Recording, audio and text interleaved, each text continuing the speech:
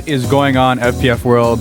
Welcome to the Division 3 podcast, Calling the Audible. I am your host, as I have been all season long, Justin Blanchard. To my right, he's kind of been there sometimes, most of the time, except for that one time. Remember that one time where it was opposite of all the other times? GM Calathris, what's going on? I'm pretty well, thank you. Doing good. Yeah. And the Eagle at Master Control, making his presence known. And this guy back here, no one can see you, Saval. Listen, I was just about to highlight the fact that we often reference people who are off air, like Simo right now, and the fact that he just waved sealed it for me.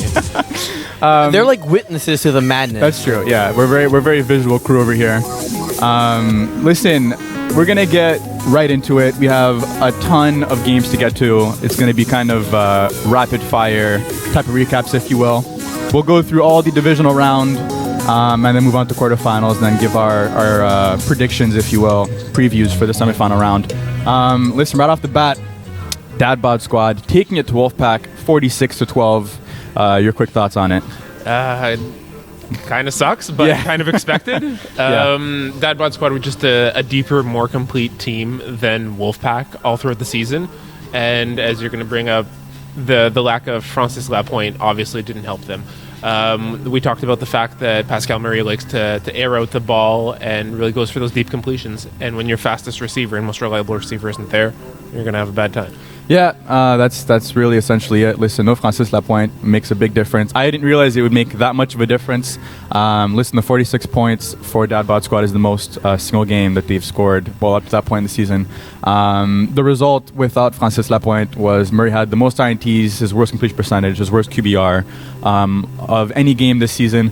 Really disappointing for them, but a big win for Dad Bod Squad nonetheless. Next up, Laval's finest, 39 over Shamir TD's 19. Was this kind of how you expected it to go? Yes. Aside from one game, there weren't a lot of upsets in D3, unfortunately, considering the... And not just that, it was like heavy blowouts is what it was. Like there was in divisional round anyway. Yeah. But going back to this game here, I'm very happy with the team that Show Me Your TDs presented, how they competed throughout the season. Considering how they measured up against the top-tier teams, like their game against Brocasian, there were a couple of games where you saw that there was a little bit of a gap. But this is a good thing for Show Me Your TDs. They're going to come back again in Division C. They're going to be strong. They've got the good foundation. I think that this is a learning point for them. Yeah. I mean, I guess, kind of putting you on the spot real quickly, do you think that they need to add anything, or do you like this core moving forward? We did learn that Bearskins went in this one with only 5 players. That's got to be frustrating. Especially when you're kind of, taken aback by it, right? From what I understand, it really came as a surprise for the Bearskins. So we thought that this one would be close and even teetered more towards the sides of FOE, at least I did. Yeah. And when a game's supposed to be close like that, when it's 6-on-6, remove a defender and you're just not in a position really where you're going to win this game, unfortunately. I think that Bearskins knew that. There's not a lot more to take away from that other than make sure you have enough guys for the playoffs. Yeah. I feel for them, but they had a complete and solid team, and it sucks. Yeah, no, it's really unfortunate for them. I had high hopes both going in and come playoff time. Listen, I predicted a shootout. We really expected some high scoring affair. Kind of half right with FOE putting up 50. Still, shout out to Bearskins for putting up 20, even with just 5 players. Listen, and I think Sasha Papic, he was held without a catch on offense. I don't know if he was injured or whatever it was. Nothing doing from him. But listen, even with only 5 defenders to face, it's still solid to see Hollowak. Listen, completions to 6 different receivers, TDs by 5 different receivers, 2 INT, 2 pick sixes on defense. Yes, it was against 5 players, but that is still a solid showing. And we'll get into it a bit later in our later previews, but definitely something you like to see come playoff time. Next up, Brocasian 44 over BD Bandits 26. We questioned whether or not that this matchup would be a repeat of the sort of week 1 blowout where Brocasian really dominated on all aspects of the ball, and kind of what? It was again. I personally was not expecting it to be that wide of a gap for a second time in a row. I really thought the BD Bandits were more prepared this time. There was just no stopping Marco and Kyle. A combined 8 catches, 144 yards, 6 TDs from them. And they also had no answer, again, for Christian Charantola. 6 runs, 69 yards. He was sacked only once. That came from Mark Belvedere. Listen, if you can't you know, if you can at least do one of the other, right? If you can at least contain Christian, you know, and kind of let Marco and Kyle go off, maybe you have a chance. But if you can't contain Christian nor keep them in check, there's really no hope for you. Ever, I don't think. I think that's really what it comes down to here. Brocasian were just firing on all cylinders. This was one of the games where you see where once Brocasian really get into that rhythm, because of their chemistry, because of their familiarity, it just, when it rains, it pours. Yeah. And Brocasian just poured it on. Yeah, and it also didn't help, I think, for BD Bandits that Marco was really pumped for this game. You were not at the field, but dude was we'll cover that. We'll cover that towards the end of the show as well. Listen, man, he was feeling it. Let's just say that he was really feeling that playoff atmosphere and putting up numbers. Yes. So hey, you know, more power to him. I mean, if that's what helps you go off for those kind of numbers, go for it. We'll move on then to our next one over here. 6+R 44 top sauce 20. Got to give you something. Just give me. Yo, that game was over like 3-4 drives in. That was actually really scary. How that fast was over before Anthony Garon got hurt. Called it. Oh man. Okay. No, all right. you have no idea. Yeah. And I would love to say, like, on a personal level and from a shame point of view, I would love to say, oh, we lost because JD Chevalier wasn't there. Nope. Yeah, I mean, he would have helped, but yeah, I don't know. Those big plays and where was the defense? Yeah, well, that's the thing. I mean, you know, we'll get back to it when I recap our game versus Dad Bod Squad. But I mean, our team this season was really built to stop the deep pass. You know what I mean? That was really kind of what we were seeking, if you will, from a defensive standpoint. And Vince just kept going deep every play. You know, like we're giving you those 5-yard hooks. You know, you kind of you have to take what the defense gives you. You know, and listen, there was, I think, a bit of a lack of an adaptation on that standpoint. That's how you know Vince is frustrated when I start getting completions. Right. Fuck this shit, GM. But yeah, no, obviously the big 20-0 lead didn't help at all. But, of course, for us, the big loss was that of Anthony Garant to what appears to be an ACL injury. He's out for quite some time, I think. It was disappointing to see and hear at the same time. Yeah, a lot of people on the field heard that pop too, so we do wish him a speedy recovery. Definitely. And it's not a good injury to be having. Definitely. We'll move on to 2.5 Dans 37, Mongoose 30. This we saw that Mongoose are the type of team who will chew out the clock, take every play and grind it down, and to a lesser extent, 2.5 Dans had been doing the same thing as well. So I'm happy that 2.5 Dans won, but they let it a little bit too close for comfort right now, considering that they were the 1 seed in this scenario. Yeah. Finishing 27-26 the first time around. That was without Adam Bailey. This time with Adam Bailey, he went off 5 receptions, 97 yards, 4 TDs, and then 5 tackles and 190 on defense. But yeah, it's just weird to just see Mongoose of all teams really play 2.5 Dans this close. I don't know. I mean, it seems like 2.5 Dans didn't have that much difficulty, and then all of a sudden Mongoose just gave them the run for their money 2 weeks in a row here, right? A 2-time championship team as well. No, so they know what's successful. But yeah, definitely. It's just I don't know. It's just not, I guess, what I would expect, if you will, from a team like Mongoose, who, I mean, they just kind of struggled a bit this season. You know, it wasn't their best. They put up a fight against the Brotherhood. Yeah, just no. It really didn't help that lightweight were missing both Corey Kennedy and Frank Raymond. That doesn't help. That means that they were 6 to show up, which also means that you have Simon Dagenet playing defense.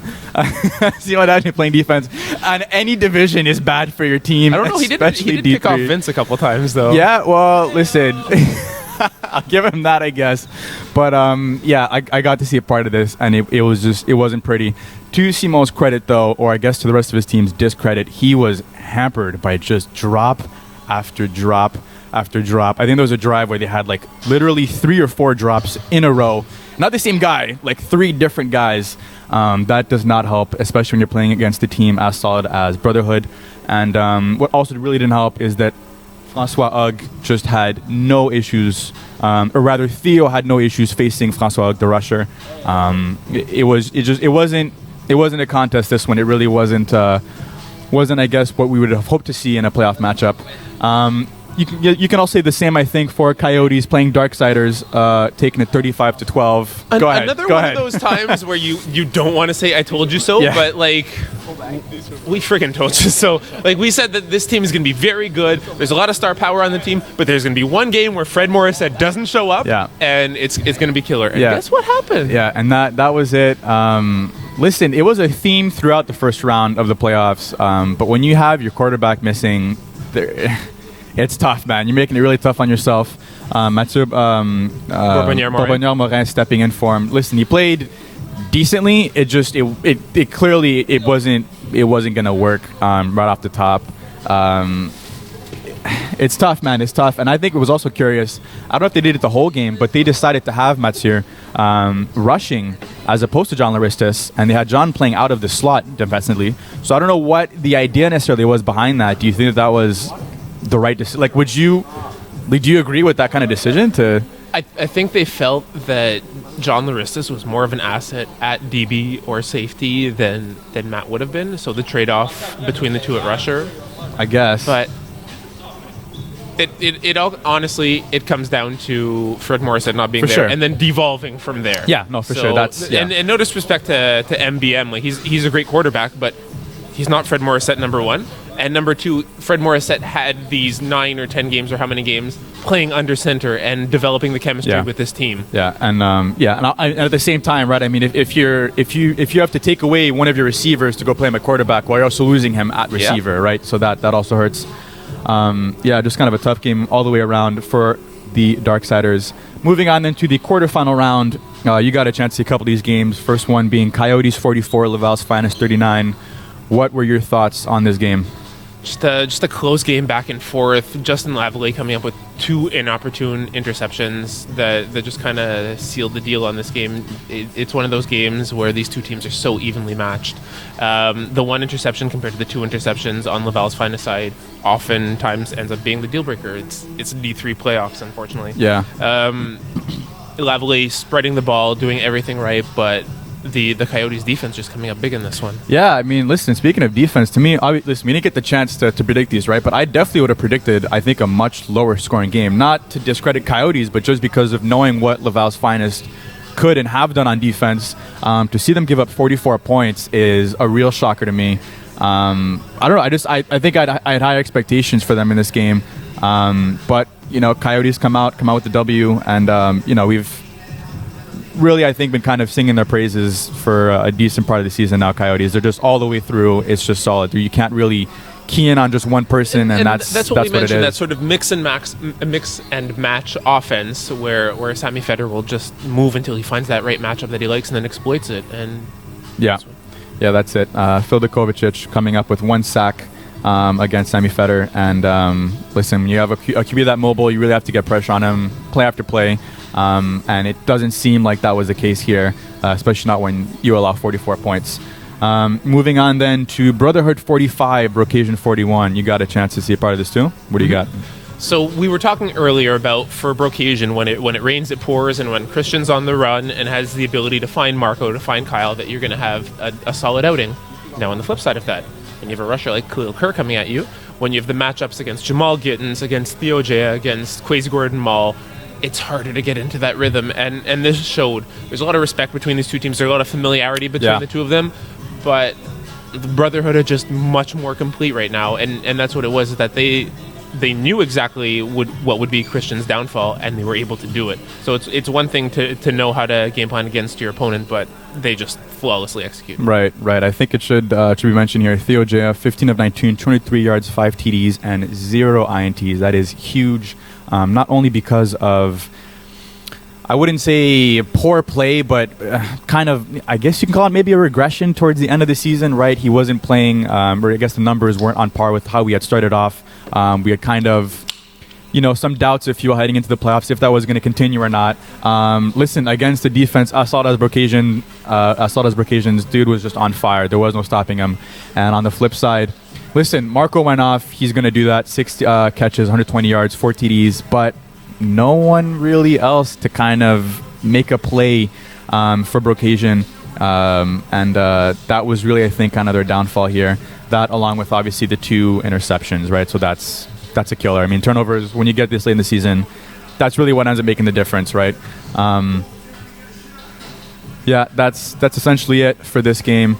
And moving on then next to FOE 30, 2.5 Dans 19. Only got to catch glimpses of this game, right? This was going on during our own game. It was really, I think, generally back and forth, when I could tell, up until, really kind of, it was a late TD to Jordan. I think it was Jordan Moses who had caught it, and kind of was the nail in the coffin, if you will, the backbreaker for 2.5 Dans. I got to say, I was still pretty surprised by this result. What was your reaction to it? Not because I've been touting FOE as the dark horse of the Div 3 playoffs, and I'm really happy that it's paying off. No, it's for sure. It's great. This team is very well built from top to bottom. They fit well together. They have that familiarity. They're a sort of blue-collar team where everyone grinds together. Everyone makes the plays when they're called upon. You don't have a lot of egos there, and it shows. Yeah. I think it's not so much the result, I guess, that surprises me as much as how that they got the W, right? 19 to allow only 19 points to an offense like 2.5 Dans, or just in general, it's obviously really solid. I think, the FOE team that I'd played a couple weeks ago, mid-30s range. We did mention that the FOE defense, for the most part, is adequate and will wait for your offense to make a mistake, and they'll just keep scoring at the same time. And it looks like at this point, for Joey Taylor, still got 25 yards, but it really seems like FOE were very prepared to score. We come back and throw an INT on a pass thrown behind Anthony Brisebois. They go up 2 scores, and then that's really it for any hope, if you will, of coming back, because this team just does not make mistakes at all. I don't think we had at least not even a single pass on our end defensively that we touched. Not a single PD, no INT, nothing. Listen, we didn't do ourselves any favors, right? I mean, I think it was kind of a mix of some poor throws, some poor reads, a good amount of drops from players who wouldn't necessarily make them, very uncharacteristic drops. And obviously the missing, the lack of Anthony Garant, not only as a rusher, right? Because, I don't even think that as a rusher would have made that much of an impact, because Sean Evram takes the ball and it's out of his hands within 0.2 seconds. Especially when they're in their own end zone. Yeah. Listen, you can mock them all we want for that now, but they're still in it. They're up, right? I mean, they're making plays, and aside from that, they're essentially undefeated, right? Yeah. But Garant, it maybe doesn't necessarily show in terms of the stats, but he really caught basically 2 passes all season long. It was either a 40-yarder or down in the red zone. It was money every time, right? On converts and TDs. You think if he was there, it would have made a difference? I don't think, if I'm being objective, I don't think that the result would have changed, but I do think that it would have been a lot closer, because we were able to march the field, right? I mean, Vinny even said it himself. They were giving up a lot of the short stuff. So we would march, but down in the red zone, I think we got stopped at least 3 times, if not 4, on 4th down, 4th and 1, 4th and 3. And that's definitely, like you mentioned, aside from the 40-yard bombs where Anthony Garant makes his money. He's very physical. He's quick off the line. He's got a big body. So I mean, it would have helped, right? But, you just have to give that team credit, because regardless, right? I mean, they knew what to expect. They knew coming in what to do. Even down in the red zone, it was really 1 or 2 guys for us all season, right? It was either Garant or Mav down in the red zone. One of the two, they were getting the ball, and without Garant, they were really able to key in on Mav. Mav and, being Marc-Antoine Vier, our center, recently our celebrating his 25th birthday. That's true. Yes. Well, I don't know if I think he celebrated it right up until about 8-9 o'clock, and then he didn't really celebrate it.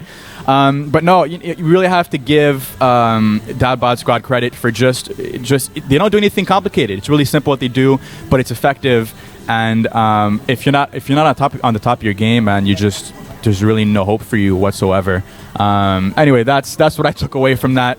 I guess we'll use that to jump right in then to our previews of the semifinal round. First up, speaking of Dad Bod Squad, is Dad Bod Squad versus FOE. So to start, I guess, are there any key matchups that you're looking forward to seeing? These are 2 teams that are very complete, so it's not like they have glaring high-end talent. They both use their receivers to the best of both quarterbacks, both Sean Evram and Alex Holloway. Don't key in on a single receiver. They tend to spread the ball. They find the open guy, and there's a whole wealth of talent. So I don't think necessarily that in this game specifically there's a lot of big flashing matchups, but Ryan Aridi pressuring Alex Holloway will definitely be one to look out for. The Dad Bod Squad safeties up against the deep ball that FOE can provide is another one. Sean Evram against everyone, because he just looks and tries to find that exploitable weak link, and then we'll hit that. So the second he finds that matchup he likes, we're going to see him going to that often. Very, very interesting matchup. Yeah, I think I'll have to agree. There's no really one. I mean, there's talent across the board, right? So there's not really one guy kind of popping out as this is who you have to stop to get the W. It's really got to be a full-on team effort, in my opinion. Yeah, I mean, aside from you see even Ryan Reed on Hollowak isn't. I mean, he'll get the ball relatively quickly himself, right? So it's not kind of. I mean, Ryan Reedy, for example, going up against FD Fred Vienne, that's definitely a good matchup, right? Because he likes to move around, he likes to run, and Reedy really is almost his kryptonite in that sense. He'll be able to shut him down. I don't know necessarily if Ryan will have as big a role in this game, but defensively, I think that the Dad Bod Squad secondary. That's where the match. I think the secondary as a whole versus the really athletic offense that FOE has to offer. That is what is going to be interesting, in my opinion. So if you look at this, kind of as a blank slate, right? What do you think that FOE would have to do in order to get the W? I touched upon it earlier. We talk about it a lot. Is just honestly go score for score with a Dad Bod Squad. You know that Sean Abrams not going to make a lot of mistakes. Hopefully, you can capitalize on that one and win the possession battle. So make sure you have the ball for as long as possible. Keep the ball out of their hands and just avoid turnovers. It's difficult to execute. It's easy to talk about, but that's what's going to need to be done. Yeah, and I think I would add to that. Listen, it worked out perfectly for them in our game where they started on defense, they got that early stop, and then got the ball again to start the second half. And that's at that point, it's over, right? You know, you're up 3-4 scores. I don't know who the... so it's Dad Bod Squad, the home team, right? So I think you can expect, again, the same type of style from Vinny where they'll go defense first. And that's when the pressure will be on FOE to really go score for score, because I personally don't see them getting more than a stop, if that, versus Dad Bod Squad. Well, I mean, listen, I'll touch upon that a bit in a couple of minutes. We get to our prediction. How do you think that? What does Dad Bod Squad have to do to get this win? Kind of the opposite of what we just talked about. So either start on defense and get that first stop, or start on offense and score at will. Not Dad Bod Squad, FOE. Make FOE play catch up. Go for two because you have the firepower and you have the capabilities, and try and force them out of their comfort zone and into a game that they're not comfortable playing. Yeah, that's solid. So that being said, how do you see this game turning out? What's that face again? What do we got? I really don't know. It's going to be a close one for sure, but on paper, everything tells me to pick Dad Bod Squad. And I think that's the appeal of what FOE have, is that they're banking on being underestimated. So I think that this works out well for both sides. I'll take Dad Bod Squad to kind of sit on the fence and be safe and say, hey, this is the obvious answer, so I'm going to pick it. But this is how FOE. We have a special guest here. Terry Tam was shaking his head real quick. I think Terry wants to jump in here. Terry will chirp and walk away. What are your thoughts on this game, Terry? There's two cancers in this game. One, his name is Dylan Daou, and the other one's name is Vinny Golano. Now, which cancer can be in remission by the end of the game? My money is on Vinny Golano. So for that, I think I'm going to take Dad Bod. Even though FOE, I agree. So you just spent your whole the last 3 minutes shaking your head at me off screen. Just so I can agree with you. Just so I can agree with you. Man, listen, I don't want to make it. Also, I really like that Jason Pranz comment. That was good. I really don't want to make His name, it's not a comment. I don't want to go off track here, but yeah, listen, I'd like to see an upset somewhere along the line here, but it's tough to pick against Dad Bod in this situation. There hasn't been proof as of yet that they can either be stopped to begin with. Whereas on the flip side, FOE, as strong as they can be, again, there's kind of the lack of consistency, right? I mean, again, it doesn't take much to really to lose versus Dad Bod, right? So all it takes is one INT from Hollowak. That really might be the difference, because you're not going to get one from Sean unless, the ball completely slips out of his hand or whatever. You really need to play aggressive. And I don't mean that like you really need to play up and in their face, because it's weird. I really felt like we were kind of playing against just a better version of ourselves when we were playing against them, right? Everything was 5-yard hooks. It wasn't. I think he threw one pass over like 20 yards, and it was like at the end of the game just to kind of to kill it, right? If you keep giving up those 5-yard hooks, they're gonna march up the field, chew up the clock, march up the field, and then down the red zone, they're just gonna score, and that'll be it, right? So I think if FOE can play some version of 4-1 and man really tight, then sure they'll have a chance. But even then comes the hook and go, right? So it's tough. It's tough for me to pick FOE here. It's not to say I don't think that they can win. I just think that Dad Bod are just across the board. It's just a solid team on that side, man. I got to take Dad Bod by a score. Brotherhood versus Coyotes. What are the key matchups here you're looking forward to? I want to watch this whole. This is finals caliber football right here. Like, looking at these two teams from top to bottom, they're very complete. They've been touted throughout the season as sort of the best ones. I guess because of placement, they've ended up in the same conference, so it's going to make for a very, very interesting semifinal. But this is just everything. It's everything? Yeah. Both these teams are built to beat the other. Or at least do well against the other. And I think that we've mentioned the completeness from top to bottom of the Brotherhood, of Coyotes. So this is an exciting game to watch. Yeah. I don't think there's necessarily anyone that you can zero in and say, hey, this is going to be a good one. Obviously, again, I'm going to pick the rusher against QB matchup, AJ Rashkavan against Theo Ojea. I think well that's an obvious one. I'm also really interested in seeing how that also be very interesting, because if you can control Sammy, you have a chance. But I want to know how each team is going to defend the other team's kind of big players. Right? So you have Kevin Kai on one side.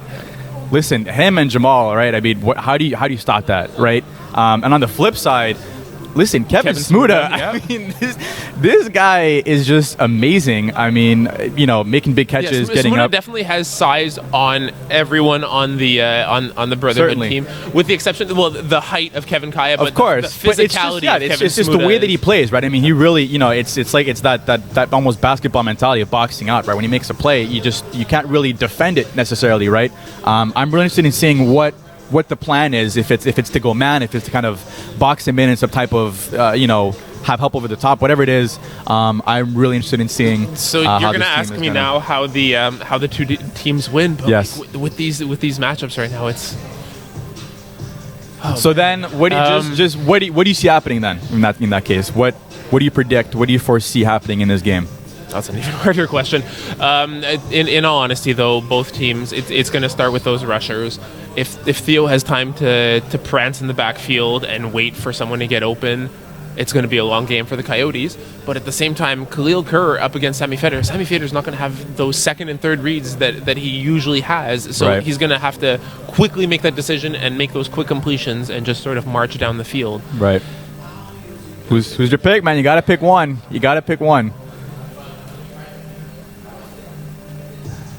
Give me Coyotes on this one. Wow, okay. Yeah. All right. That is interesting, I'll say. That's definitely not the...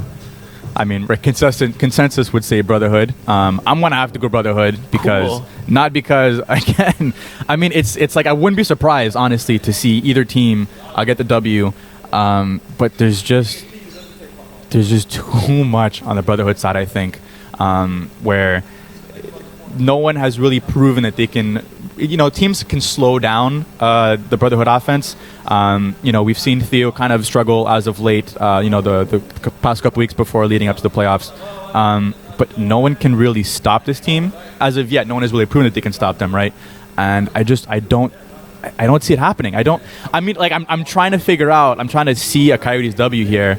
And I just see Brotherhood getting the W. Even if it's by 1 point, 2 points, whatever it is, I definitely foresee this being a really interesting matchup.